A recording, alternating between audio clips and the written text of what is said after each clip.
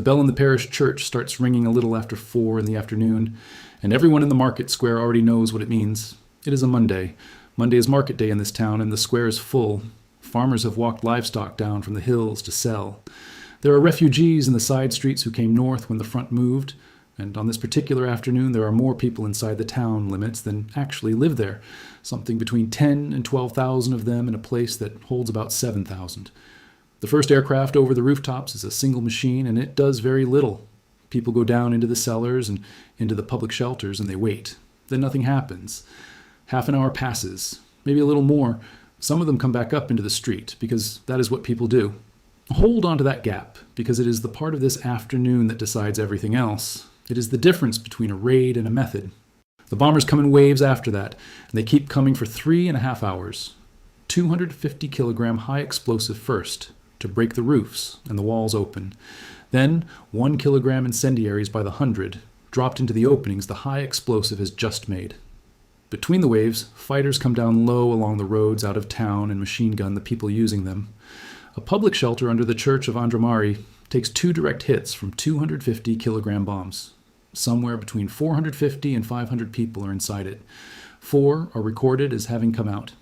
That figure reaches us through the Basque Library at the University of Nevada, presenting the research of Xavier Irujo, and it rests on that one line of provenance. So treat it as his and not as a settled number. The bombing stops around 7:30. 271 of the town's 318 buildings are destroyed outright. Roughly 1 building in 100 comes through undamaged. 3 things survive. The small arms factory on the edge of town survives. The old oak and the assembly house, which are the political and spiritual center of the Basque country and would have been worth a great deal to anybody bombing for symbolic effect, survive. And the stone road bridge in the Renteria suburb, 19.5 meters long and 9.5 meters wide, the object that every official German account of that afternoon named as the target, survives. Irujo located the large bomb strikes on the town and found that 27 of the 32 he could place fell more than 250 meters away from it. The town is Guernica. The date is April 26th, 1937. The officer who wrote the order that put those aircraft over it was not a general. He was an Oberstleutnant, a lieutenant colonel, and he was chief of staff of the German air contingent in Spain. His name was Wolfram von Richthofen, and 6 years later he would be the youngest field marshal in the German armed forces. He kept a diary. He kept it in Spain, he kept it in Poland, he kept it in Russia, and he kept it through the winter that killed 6th Army at Stalingrad. That diary is why this video exists, and it is also why the argument about him has never been settled, because the diary contains both cases. It contains the case that Gernika was an interdiction mission that went wrong. It contains the case that the man writing it understood exactly what he had just built and wanted more of it. The man first, the argument after. He was born on October 10th, 1895 at Barsdorf in Silesia, into Prussian minor nobility that had been putting sons into cavalry regiments for generations. He was a cousin of Manfred von Richthofen. How close a cousin is itself a small dispute. James Coram, who wrote the only full scholarly biography of him, calls him a younger cousin.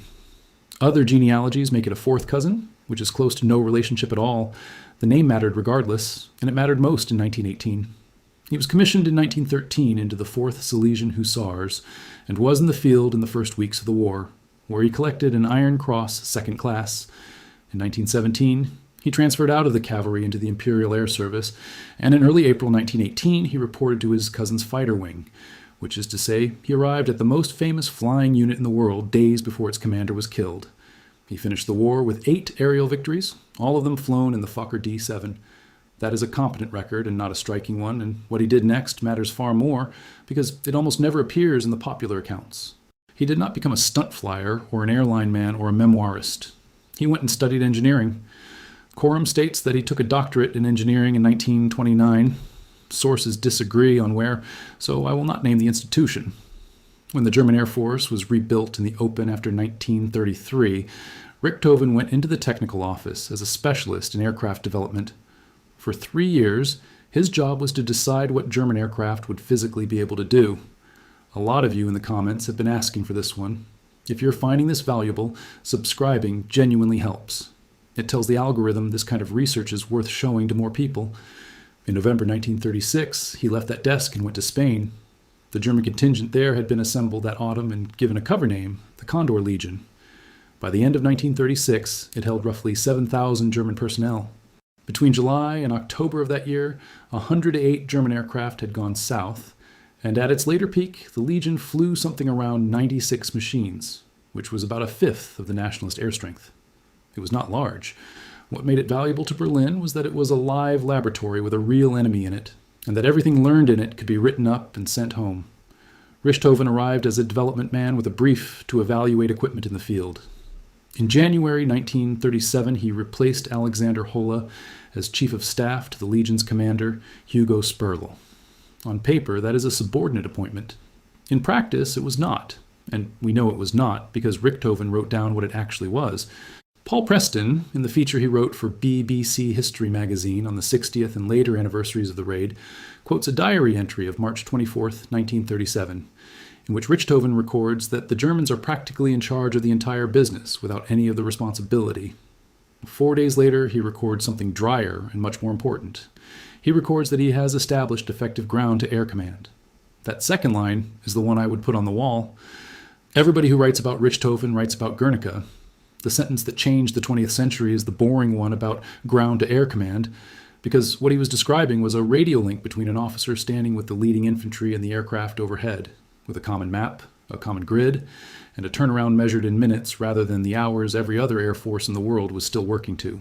Corum's biography, published by the University Press of Kansas in 2008 under the title Wolfram von Richthofen, Master of the German Air War, treats this as the center of the man's professional life. And he is right that it is.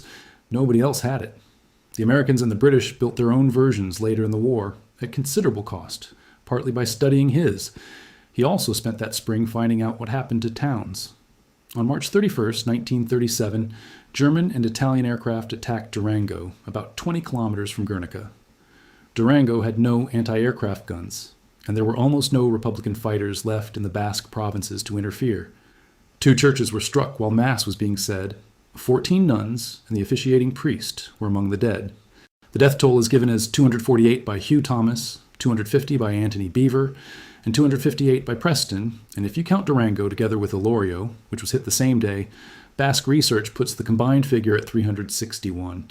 Nobody painted Durango. That is essentially the only reason you have not heard of it. Across the whole northern campaign, the Legion expended something like 2,500 tons of bombs and on the order of 1 million rounds of machine gun ammunition.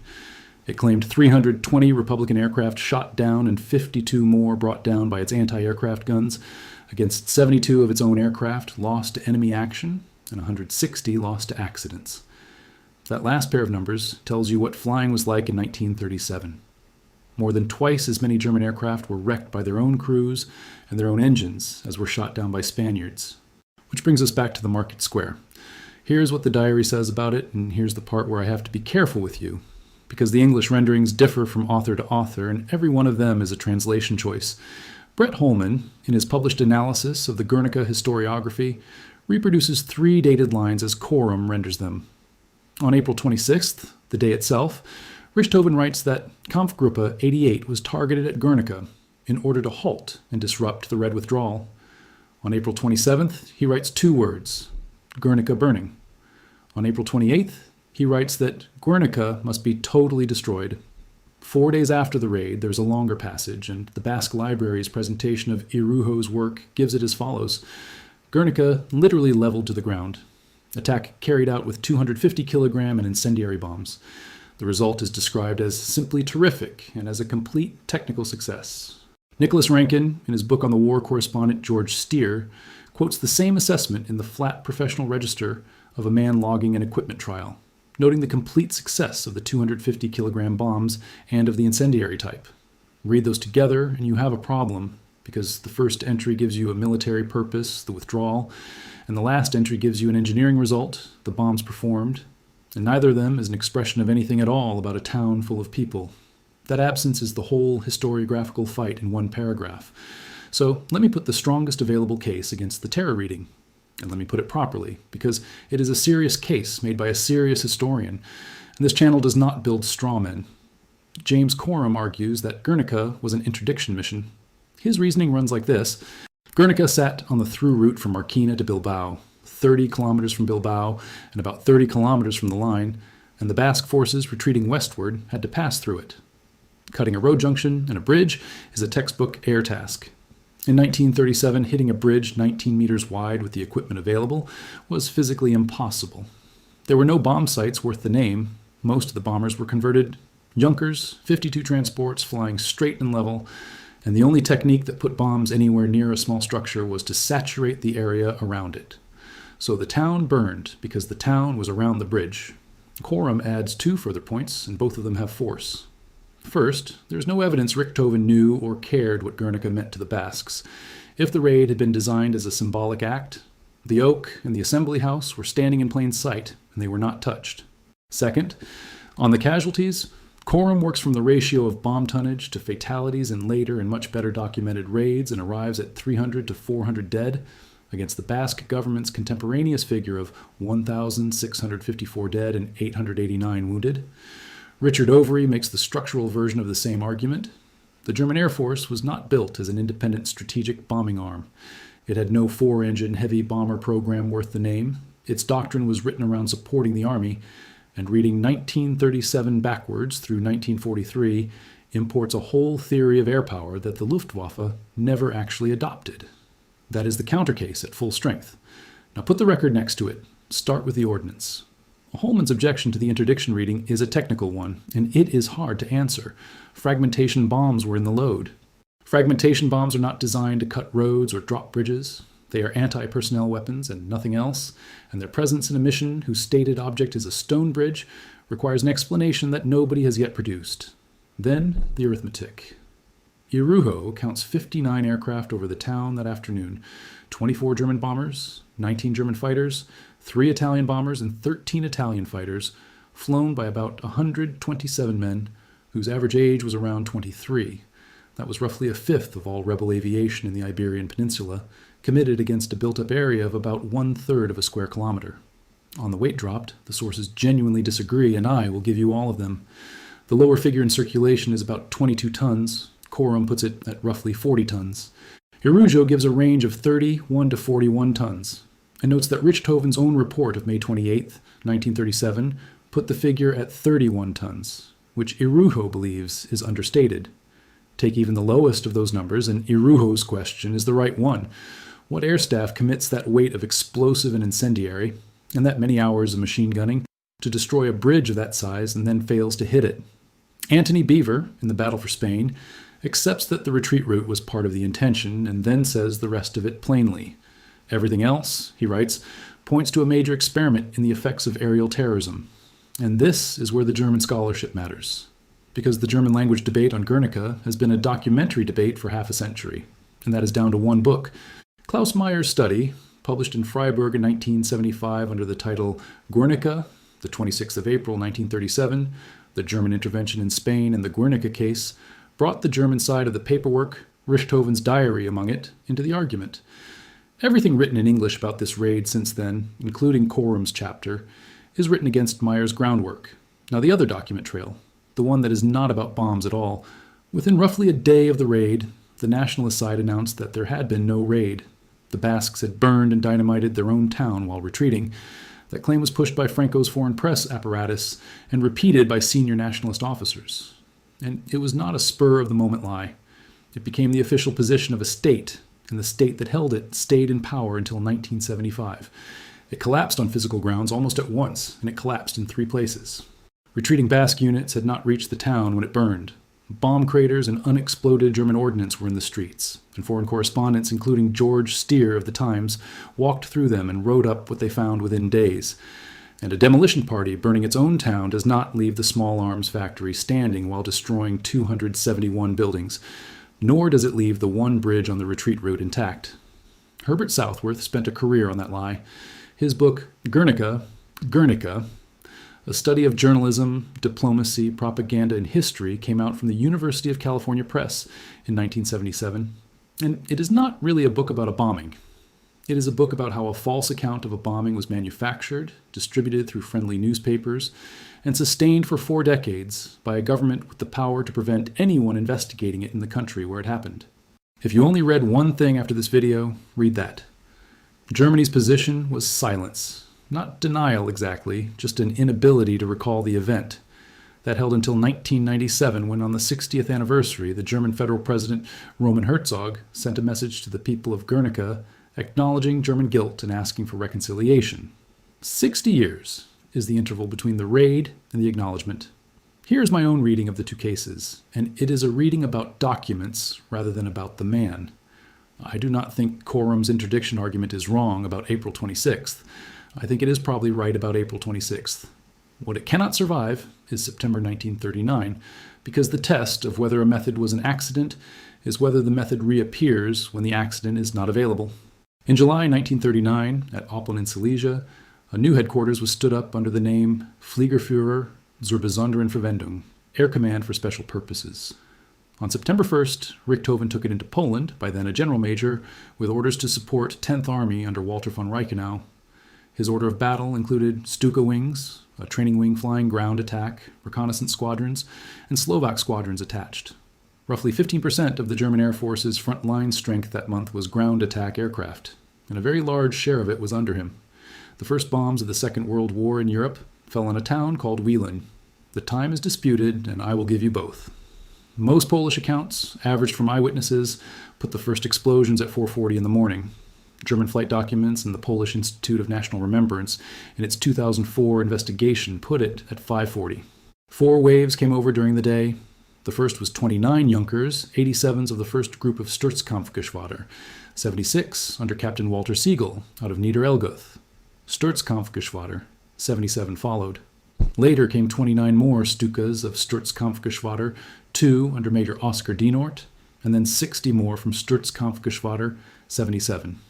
Wieluń had no garrison, no anti-aircraft guns, and no military targets. German reconnaissance placed the nearest Polish military units 12 kilometers to the southwest, and the pilots reported no enemy sightings. 380 bombs came down, 46,000 kilograms in total. 70% of the town was destroyed and 90% of the center. One of the first buildings hit was the hospital, which carried Red Cross markings. 32 people in it were killed, 26 of them patients, and German aircraft strafed those who ran out of it while it burned. The casualty figure has moved a long way. An early Polish estimate was 2,169. Norman Davies published 1,290, which is now treated as outdated. The Institute of National Remembrance in 2004 and the legal historian Mateusz Pionkowski in 2013 both settle on 127 confirmed dead, with the Institute noting that several hundred is likely, but that the sources will not support a firm number. On responsibility, the German historian Hans-Erich Volkmann writes that Richtofen, as the commander responsible, would have personally ordered the attack, and calls it an attack on a non-military target, and therefore a war crime. That is a conditional formulation in the original, and I am keeping it conditional, because Volkmann is the source, and Volkmann wrote it that way. 12 days later, on September 13th, the same command bombed Frampol, a small town laid out in the Baroque period on a perfect geometric grid around a central town hall. Norman Davies notes what that grid was good for. It was a ready-made calibration target, and Frampol had no anti-aircraft defenses, which meant bombers could be flown slowly and low over it without risk. 90% of the buildings were destroyed. The population fell from about 4,000 to about 1,400. There are tonnage claims attached to Frampol in the Polish local literature that I could not stand behind, so I'm leaving them out. Then Warsaw, and then the sentence that decides the argument. On September 22, 1939, Richtofen sent a signal upward asking for permission to conduct what he described as a large experiment as a devastation and terror raid against Warsaw. Corum is the source for that signal and for its fate. Higher command refused it. Sit with that for a moment. The request exists. It uses the word experiment and it uses the word terror in his own signal traffic, addressed to his own superiors 2.5 years after the market square. It was not a leak, it was not an accusation by an enemy, and it was not a post-war reconstruction. It was a formal proposal from an air commander who thought the thing was worth doing and thought his superiors might agree. They said no. 3 days later, they said yes to something not far off it. Beginning at 8 in the morning on September 25th, the German Air Force flew roughly 1,150 sorties against Warsaw and dropped 560 tons of high explosive and 72 tons of incendiaries. Corum's work on Luftwaffe doctrine is the source for those figures. Part of the incendiary load, 13% of it, was carried by obsolete Junkers, 52 transports flying as bombers, and 2 of them were lost. That is the same airframe in the same role, dropping the same class of ordnance in the same sequence as over the Basque country. High explosive to open the buildings, incendiaries into the openings. The dead were claimed at the time at 20,000 to 40,000. Modern comparative calculation puts it at 6,000 to 7,000. By the end of that September, 40% of the buildings in the city were damaged and 10% were destroyed.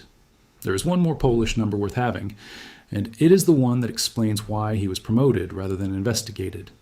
During 3 days of the counteroffensive fighting on the Bzura, his command flew 750 sorties and dropped 388 tons of bombs onto Polish formations in the open, and his squadrons sustained 3 to 4 missions per aircraft per day while doing it. Polish cavalry brigades were caught and broken from the air at Łódź.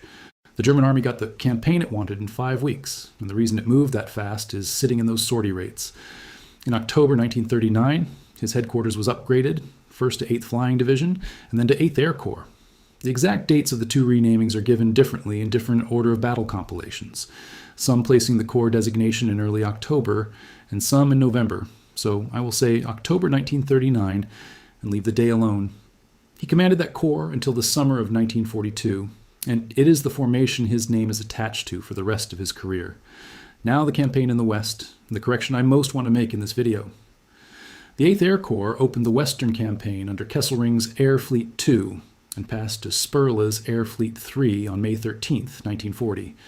Its job was to keep the sky over Panzer Group Kleist, while Kleist got across the Meuse.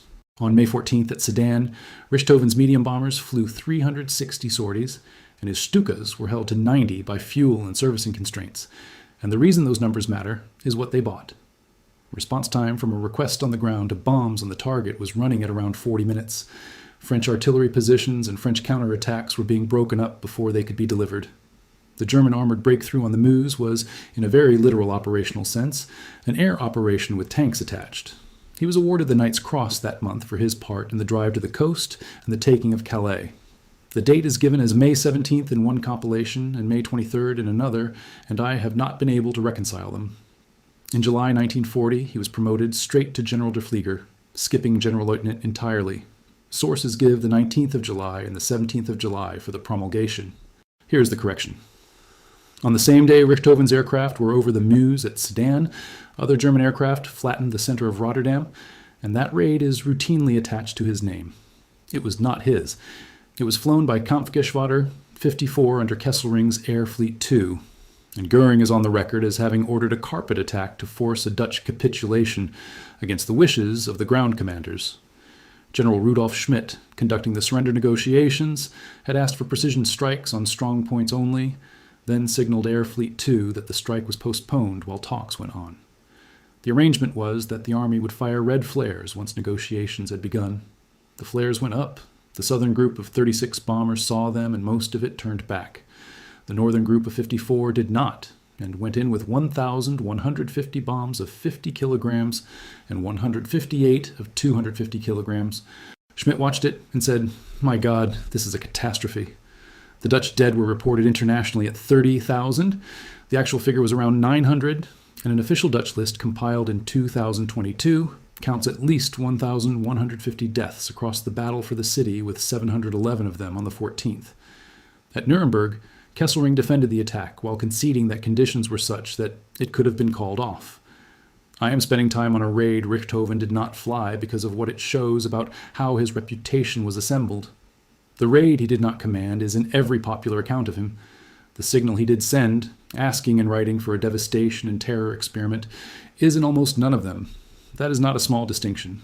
The first is a story. The second is a document. Then came the first defeat, and it was his as much as anyone's. Across the Channel in the summer of 1940, his corps was given the shipping war and then the airfields. On August 8th, his crews claimed 48,500 tons of British shipping sunk. The actual figure for that day was 3,581 tons. His Stuka-Gruppen took losses that reached 50% of establishment in individual units, and by the autumn, the Junkers 87 had to be pulled out of sustained operations against Britain altogether. The aircraft that had made his reputation in Spain and Poland could not survive over a defended country with radar and single-seat fighters, and a functioning ground control system of its own. He had spent 4 years perfecting an instrument, and the first opponent with a comparable instrument broke it in 8 weeks. In January 1941, the 8th Air Corps went to Air Fleet 4 under General Oberst Alexander Löhr and moved into Romania, and in April it went to work on Yugoslavia and Greece. Belgrade is the second place where I have to slow down and be precise, because the popular version of Richtofen has him personally destroying it, and the command paperwork does not read that way. Hitler issued Directive 25 on March 27, 1941, the day of the Belgrade coup, stating that Yugoslavia was to be treated as an enemy and destroyed as quickly as possible. The Yugoslav government declared Belgrade an open city on April 5th. On April 6th, the attack came in 4 waves, the first between 6:30 and 6:45 in the morning, then around 10, then around 2 in the afternoon, then around 4, and further attacks followed over the next several days. The first wave alone comprised 74 Junkers, 87 dive bombers, about 160 Heinkel 111s and Dornier 17s, and around 100 Messerschmitt 109s. And across the operation, something like 500 aircraft were committed. Bomb weight is given as 218.5 tons in the Luftwaffe's own assessment, with a published range across sources of 218 to 365 tons, of which 10 to 14% was incendiary. The bomber wings named in the English language accounts of the operation are Kampfgeschwader 2, 4, and 51, with Sturzkampfgeschwader 77 and fighter cover from Jagdgeschwader 54. The National Library of Serbia burned, and with it, hundreds of thousands of books, maps, and medieval manuscripts. The dead are given as 2,271 in the occupation authority's own figure, 5,000 to 10,000 in Yugoslav estimates, and anywhere from 1,500 to 17,000 across the range of published sources. Jozo Tomasevic, working from the post-war investigations, argues that 3,000 to 4,000 is the realistic figure, and Tomasevic is the historian I would follow on that. Here's the command question stated straight. Operation Punishment was an Air Fleet 4 operation, and the Air Fleet commander was Löhr. Löhr is the officer on record as having designed the sequence, leading with incendiaries so that the fires would guide the later attack onto the target. Richthofen's 8th Air Corps was one of the formations subordinated to that air fleet in April 1941, and German Order of Battle compilations placed the Corps in the Belgrade attacks of the 6th and 7th. The detailed English language account of the raid names Air Fleet 4's bomber wings and does not put Richthofen at the center of it. Both of those things are in print, and I'm not going to resolve them for you with a confidence the sources do not support. What I can tell you is what the chain of command produced afterwards. Löhr was tried by Yugoslavia, sentenced to death on February 16, 1947, and shot in Belgrade 10 days later. Richtofen was never tried for anything. The rest of the Balkan campaign was the Corps at its technical best. In Greece, it operated around 500 aircraft against 99 Royal Air Force machines and 150 Greek ones. Yugoslav resistance was finished by April 17th. Against shipping in the eastern Mediterranean, his crews claimed roughly 280,000 tons and some 60 vessels by the end of April, and unlike the Channel claims, those figures have been assessed as approximately correct. Then Crete and the Royal Navy paid for it. The 8th Air Corps put in 280 long-range bombers, 150 dive bombers, 90 Messerschmitt 109s, 90 Messerschmitt 110s, and 40 reconnaissance aircraft, under Löhr's theater command. Between May 22nd and the 1st of June, German aircraft sank the cruisers HMS Gloucester, HMS Fiji, and HMS Calcutta, and the destroyers Kelly, Greyhound, and Kashmir, and damaged the carrier HMS Formidable, the battleships HMS Warspite and HMS Barham, and the cruisers HMS Ajax, HMS Dido, HMS Orion, and HMAS Perth. British Commonwealth losses on the island came to 1,742 killed, 1,737 wounded, and 11,835 taken prisoner. The Luftwaffe lost 284 aircraft and 311 aircrew killed or missing, with 127 wounded. What ended the naval slaughter was not the Royal Navy. It was the Corps being pulled north for Russia. If your father or grandfather served in the Mediterranean fleet in 1941 or came through Crete, I'd like to hear about it. Barbarossa opened on June 22, 1941, and on the first day the German Air Force destroyed somewhere between 1,489 and more than 2,000 Soviet aircraft, most of them parked. On the 23rd, the Soviet 6th Cavalry Corps was caught near Grodno, and took 50% casualties from air attack alone in an effort of 500 sorties that also claimed 30 tanks and 50 motor vehicles. He received the Oak Leaves to his Knight's Cross on July 17th after Smolensk.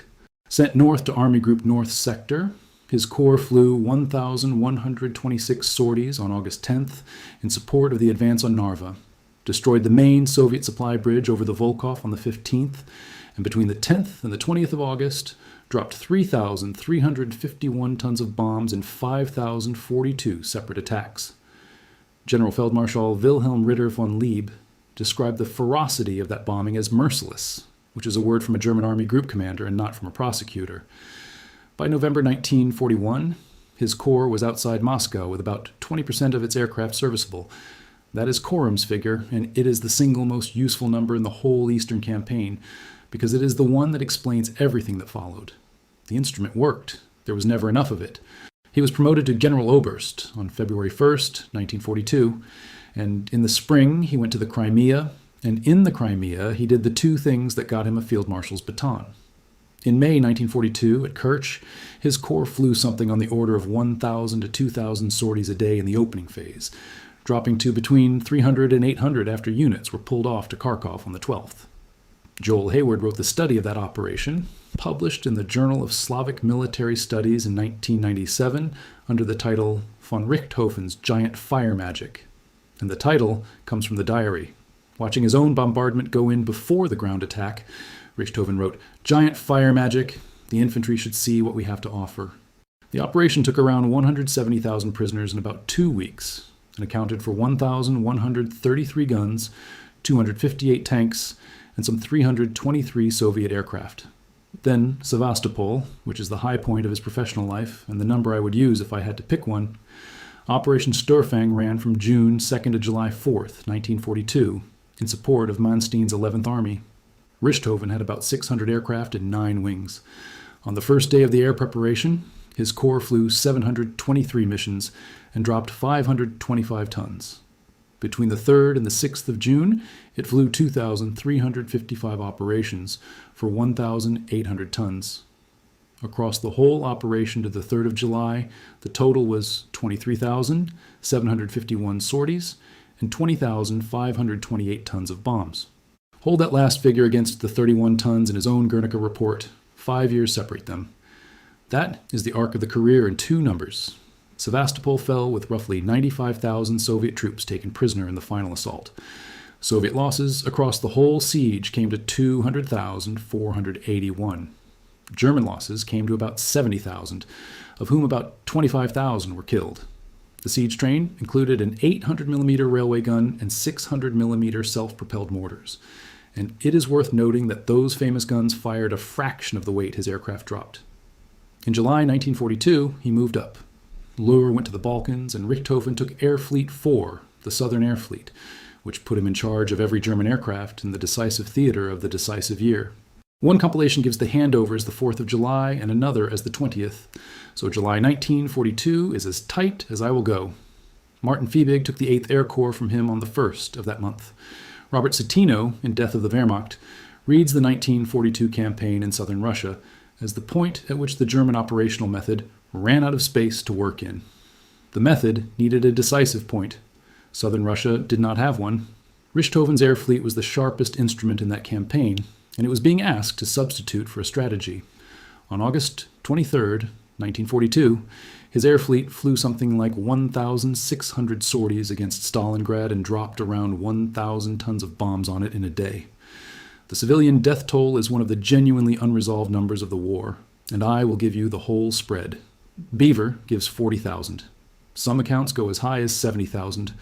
The Soviet City Committee's own tally on August 26th recorded 955 dead and 1,181 wounded. Richard Overy has questioned the higher figures on the basis of local civil defense records that register 3,931 deaths across the whole period from July to October 1942. Those numbers are not reconcilable. The gap between them is more than a factor of 10, and anybody who quotes one of them to you as settled is not telling you the truth about the state of the evidence. The tempo through September was the highest sustained air effort of his career. Between the 5th and the 12th of September, his air fleet flew 7,507 sorties, an average of 938 a day. Between the 16th and the 25th, it flew 9,746, an average of 975 a day. On October 14th, it flew 1,250. And this is where the method he had spent 6 years building turned on the army it was built to serve. Air power of that intensity converts a city into rubble, and rubble is the best defensive terrain in existence. Every collapsed apartment block his crews created became a strong point that 6th Army then had to take by hand, room by room, at a cost no amount of air support could reduce, since there was no longer anything left to bomb that had not already been bombed. The instrument had no answer to the problem it had itself produced. I do not think that occurred to anyone in the German command structure until far too late, and the September sortie counts are the evidence because they do not fall off. They rise. On November 19th, the Soviet counteroffensive opened north and south of the city, and within 4 days, 6th Army was inside a ring. On the 24th, the airlift was ordered. Richthofen's own assessment of it was on paper before it started.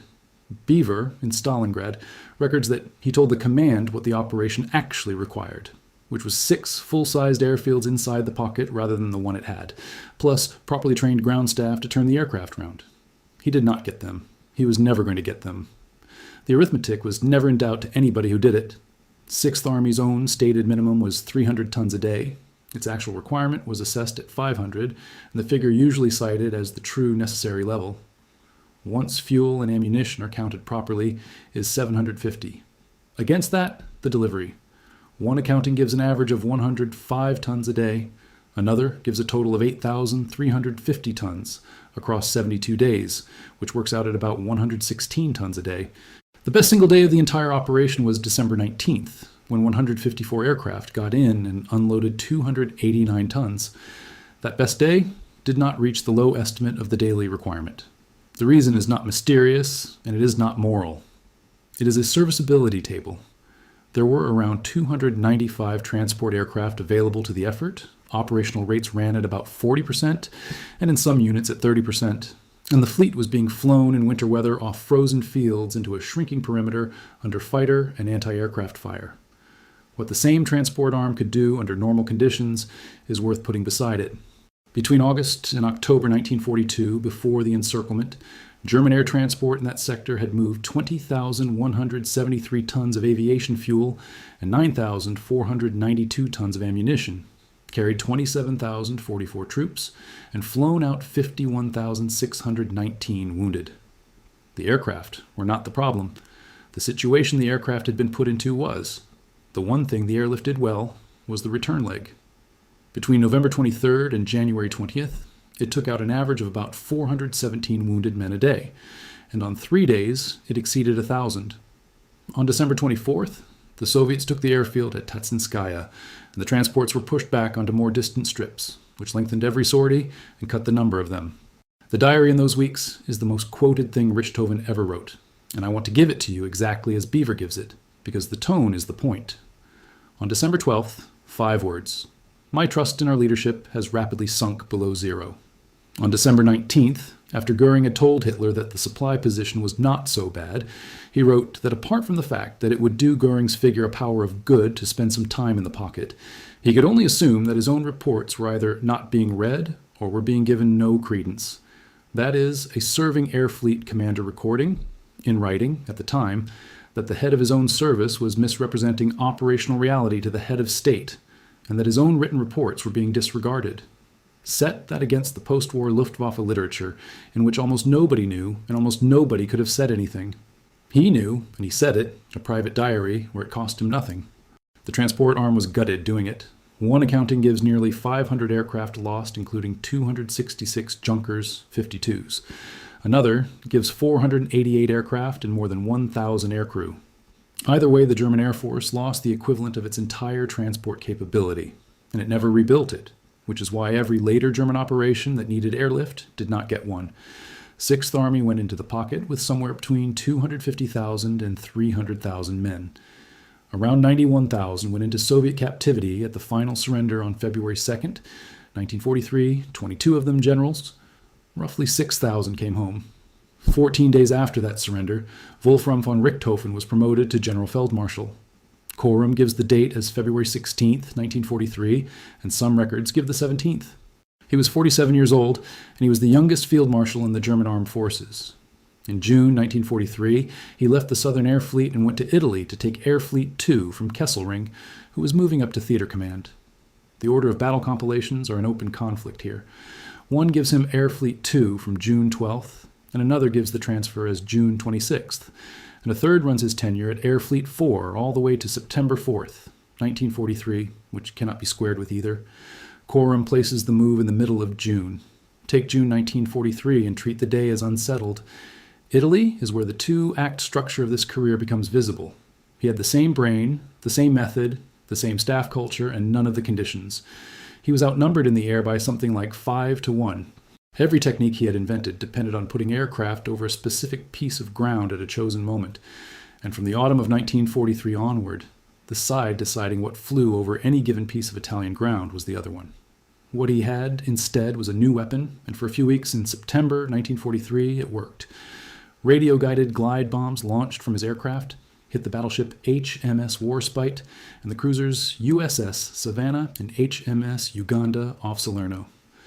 Those were among the earliest successful guided munition attacks on major warships anywhere, and they came out of the same institutional habit that produced ground-to-air radio control in Spain, a technical service putting the newest available thing into operational use before anyone else has finished evaluating it.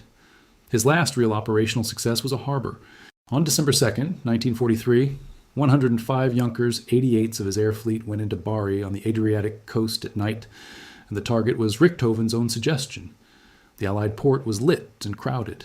27 cargo and transport vessels and one schooner were destroyed.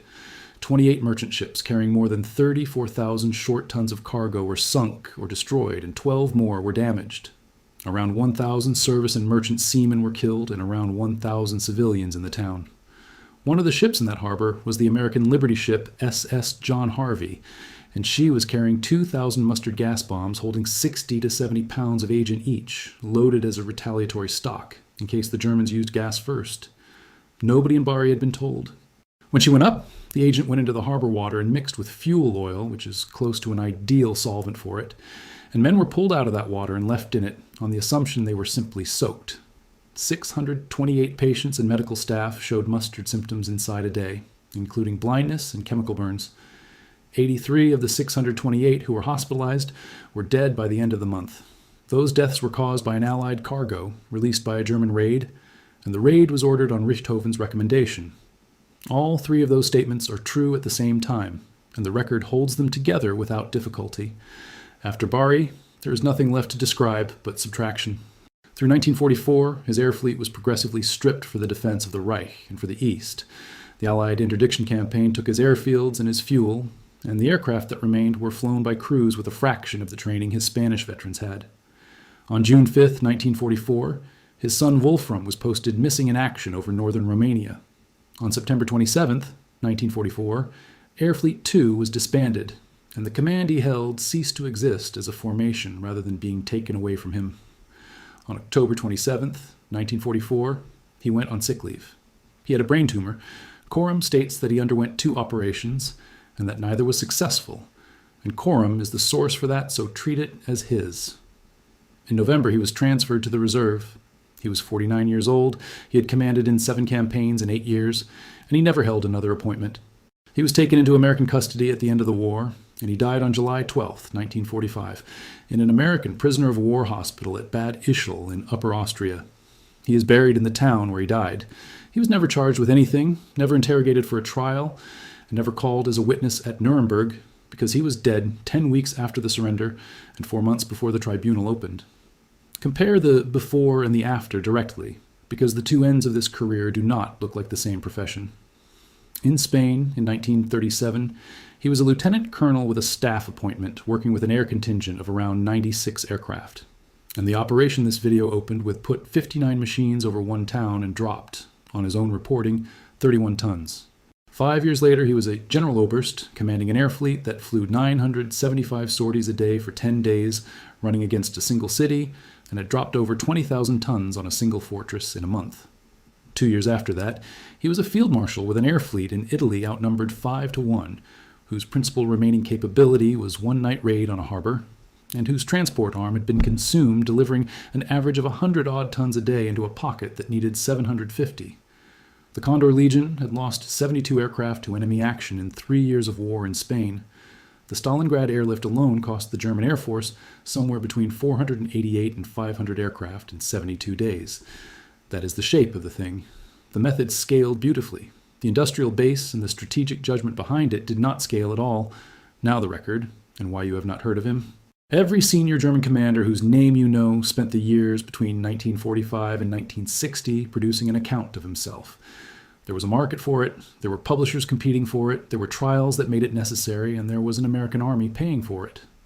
Richtofen produced none of it, for the simple reason that he was dead 10 weeks after the capitulation. He never sat in a dock, so no defense brief was ever assembled on his behalf, and no prosecution file was ever built against him. He never wrote for the United States Army Historical Division, whose German authors were reconstructing the Eastern Front for an American readership, and had no particular use for an air fleet commander's technical papers. And the surname was already spoken for. Ask 100 people who Richtofen was, and 100 of them will describe a triplane. On top of that, half his record was sealed inside a country whose government denied the central event of it for 38 years, and prevented anyone in Spain from investigating it. What survived instead of a memoir was the diary, and I want to make the argument about the document itself, because it is the reason this subject is worth 40 minutes. A memoir is written for a publisher, a reputation, a pension, and in a number of cases, a court. Every sentence in it is a decision about an audience. A working diary kept by a serving officer is a different class of object.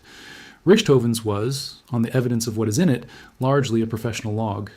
It records ordnance performance, serviceability, sortie counts, weather, the competence of the men above him, and the results of experiments. That is why it can rate the bomb fuses splendid, call a barrage giant fire magic, and put trust in the leadership below zero on the same terms. Nobody was going to read it. It is also why it says nothing about the people. A log of technical results is not the kind of document that contains a passage about a market square. That silence is a fact about the genre, not evidence of what the man felt. And I'm not going to pretend otherwise, since that would be a claim about a soul rather than about a source. It is exactly why both readings of April 26th can be sustained from the same pages, and why the argument has run for 50 years without resolution. So here is what I think the record supports, and it is narrower than either camp usually states it. Coram is right that the German Air Force had no independent strategic bombing doctrine, and right that Richthofen's lasting professional contribution is close air support and forward air control. That is not a defensive claim, it is a technical one, and you can trace it forward into American and British practice for the rest of the war, and into every air-ground system built since. He is in the doctrinal literature of the country that beat him, and terror bombing never required a doctrine. It required three things: a technique which he built in Spain out of high explosive, followed by incendiaries with fighters on the exits; permission, which he asked for in writing in September 1939, and was refused once and effectively granted 3 days later; and the absence of air defense, which is the only one of the three he did not control. He had all three over Guernica, over Durango, over Wieluń, over Frampol, and over Warsaw. He stopped having the third one in the summer of 1940, over England, and the technique never worked against a defended country again. That is the reading I would defend, and the test that produced it is a simple one. If the destruction of a town is an unfortunate byproduct of trying to hit a bridge, then in the absence of a bridge, you would expect the pattern to stop. Wieluń had no bridge to cut and no garrison to break, and the pattern did not stop. Frampol had a grid instead of a target, and the pattern did not stop. That is not an inference about intentions. It is a description of what recurred. So what the archive holds on Wolfram von Richthofen is a technical file rather than a story. An engineer's training in 3 years, spent deciding what German aircraft could physically do, the entry that established ground-to-air control, which is the foundation of every close support system built since, the Gernika order, and the report that followed it. The Warsaw signal refused. The sortie tables over the Meuse, over Sevastopol, over Stalingrad. The delivery figures into the pocket, the baton, the guided weapons off Salerno, the harbor on the Adriatic and what was in the water there, a son posted missing over Romania, a tumor, and a hospital bed in Upper Austria. He was never tried. The air fleet commander above him at Belgrade was shot for what that command did. His first chief in Spain stood trial at Nuremberg and was acquitted.